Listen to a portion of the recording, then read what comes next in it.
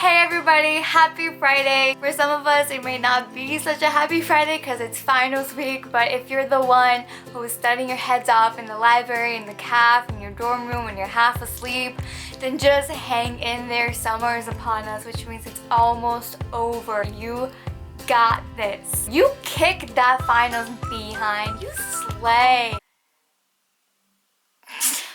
If you're anything like me, then right now you're probably counting the hours, the minutes, the seconds, the milliseconds, the microseconds until you can leave school. Lord, I am grateful for this education which you have given me. I don't like it all the time, you know? But I am grateful. But most importantly, if you're anything like me, then you probably been in situations where you struggled with standing up for your faith. And it can happen at work, it can happen at school, it can happen online, it can happen almost anywhere. And as Christians, you're bound to be in situations where you're going to feel like either your faith is being attacked or God is being completely misrepresented to people. And to be honest, you guys, one of the reasons why I'm so glad that the semester is over for me is because I went through so much of this whole semester, and a lot of it happened inside and outside of the classroom. And I won't sugarcoat it, it was super frustrating and challenging every time I was in that environment. I have by no means become an expert in the field. I have a feeling that God has just started to really push me in this area. Yay! Then again, I can't sing on Sunday mornings about God and trusting Him and asking Him to take me places if I'm not willing to go through the hard times. Thanks, Oceans. Thanks. But here's what I've learned so far. In Philippians 4:9 it says, "And what you've learned and received and heard and saw in me, do these things, and the God of peace will be with you." The first thing that God is really teaching there is for us to really just pour out everything that God has poured into us. You walk the walk, to talk the talk. Everything that we witness of God's character, of how He treats people, how He loves people, we're supposed to do the same thing with other people. We're supposed to be representing Him by imitating everything that He has done Himself. There's Ephesians 6:12, which many of you know. It says, "For our struggle is not against flesh and blood, but against the rulers, against the powers, against the world rulers of this darkness, against the spiritual forces of evil in the heavens." Sometimes when we get so caught up in what's going on, what's being said, we get so hurt, so offended, that we forget to take that step back, to see the big picture, and to remember who's really behind the lies, the anger, the confusion, the violence, the hatred. Don't take what is being said personally.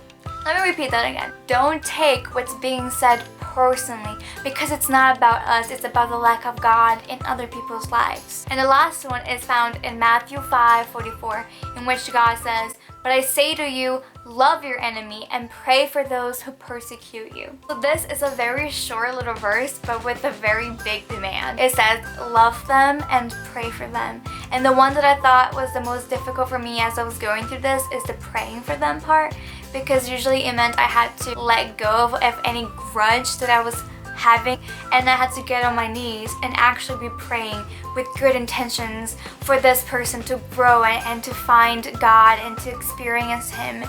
And that's really hard to do because you have to navigate through all the feelings that you may have against that person. But it was something that God was calling me to do, something that God reminded me to be doing for people who were confronting me. Basically, what God has been teaching me in this whole season of frustrations is that before I can lean on God to know how to and when to stand up for my faith verbally, first I need to know how to stand up in my faith. Being a mini Christ at all times, remembering who the fight is really against, acting in pure love, and praying continuously for those that come against you. And here's the final tip. Praying for difficult people is difficult for all people. So find a friend, find a pastor, find a youth leader, someone that you can be praying with as your praying buddy for those people or that person that is really challenging you right now. And that person, that praying buddy, can really hold you accountable. So it's really good to have them almost anchor you in this. Alright guys, that is it for today. I want to give a special shout out to everyone who's been sending emails and comments and so much support everywhere, sharing with me how God has been using these videos in your life and how He has been working the message in your heart.